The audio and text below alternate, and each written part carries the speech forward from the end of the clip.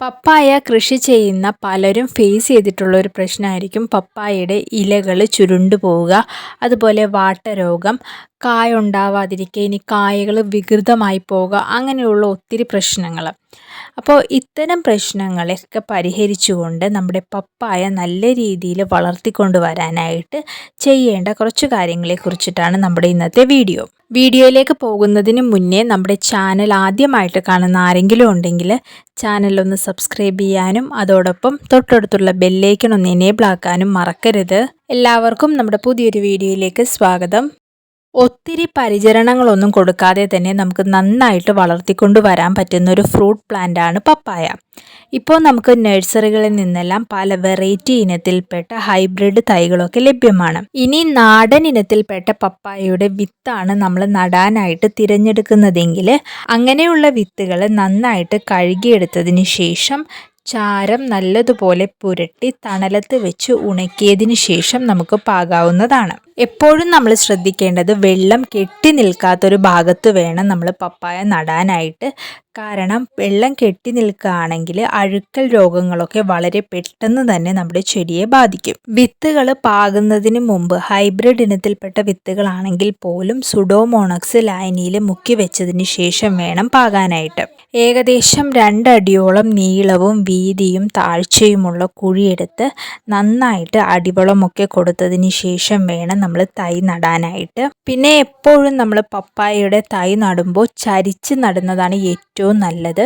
കാരണം നമ്മൾ ചരിച്ചാണ് നടുന്നതെങ്കിൽ കടയ്ക്ക് വളരെ പെട്ടെന്ന് തന്നെ വണ്ണം വെക്കുകയും തൈ നല്ല ഹെൽത്തി ആയിട്ട് വളരുകയും ചെയ്യും. നാടൻ ഇനത്തിൽപ്പെട്ട പപ്പായയൊക്കെ ആണെങ്കിൽ നമ്മൾ വർഷത്തിൽ 2 തവണയായിട്ടൊക്കെ വളപ്രയോഗം നടത്തിയാൽ മതിയാവും. പക്ഷേ ഹൈബ്രിഡ് ഇനമാണെങ്കിൽ ഓരോ 3 മാസത്തെ ഇടവേളകളിലും നമ്മൾ നല്ല രീതിയിൽ തന്നെ വളങ്ങൾ കൊടുക്കണം. പ്രത്യേകിച്ച് ജൈവ വളങ്ങൾ നന്നായിട്ട് കൊടുക്കാം.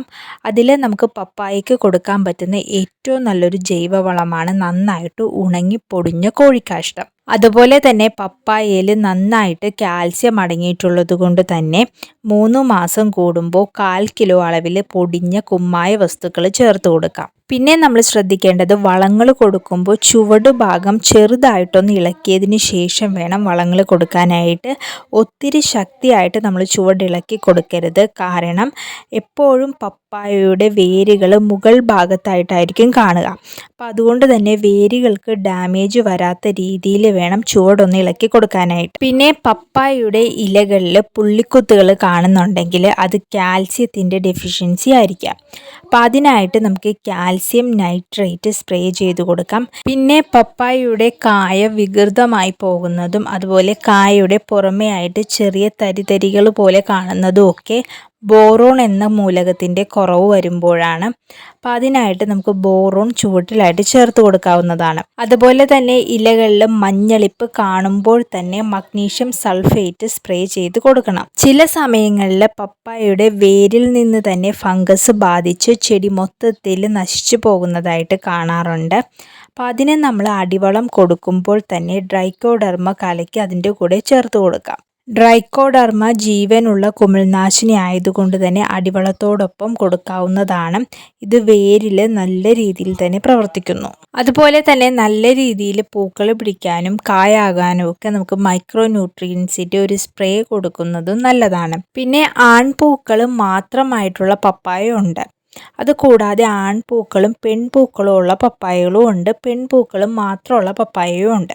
ആൺപൂക്കൾ മാത്രമുള്ള പപ്പായയാണെങ്കിൽ അതൊരിക്കലും കായ പിടിച്ച് കിട്ടില്ല. പെൺപൂക്കൾ എപ്പോഴും തണ്ടിനോട് ചേർന്നായിരിക്കും ഉണ്ടാവുക.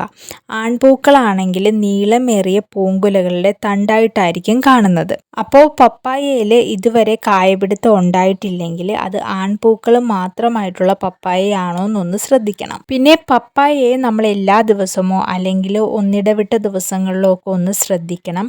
കാരണം എന്തെങ്കിലും രോഗങ്ങൾ കാണുകയാണെങ്കിൽ ഉടനെ തന്നെ നമ്മളതിനെ പരിഹരിച്ചില്ലെങ്കിൽ അത് പിന്നീട് നമുക്ക് റിക്കവർ ചെയ്യാൻ പറ്റാത്ത രീതിയിലേക്കായിപ്പോവും. അതിൽപ്പെട്ട ഒന്നാണ് മൊസൈക്ക് രോഗം.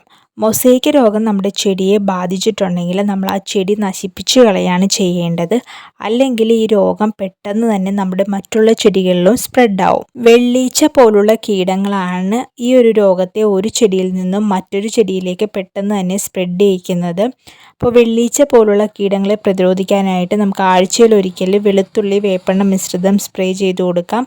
ഇങ്ങനെയുള്ള ചെറിയ ചെറിയ കാര്യങ്ങൾ ശ്രദ്ധിച്ചാൽ തന്നെ നമുക്ക് പപ്പായ നന്നായിട്ട് വളർത്തി ചുരുങ്ങിയ സമയം കൊണ്ട് തന്നെ വിളവെടുക്കാനായിട്ട് സാധിക്കും. ഇന്നത്തെ വീഡിയോ നിങ്ങൾക്ക് എല്ലാവർക്കും ഉപകാരപ്രദമായെങ്കിൽ നമ്മുടെ ചാനൽ ഒന്ന് സബ്സ്ക്രൈബ് ചെയ്യാനും അതോടൊപ്പം ലൈക്ക് ചെയ്യാനും ഷെയർ ചെയ്യാനും മറക്കല്ലേ.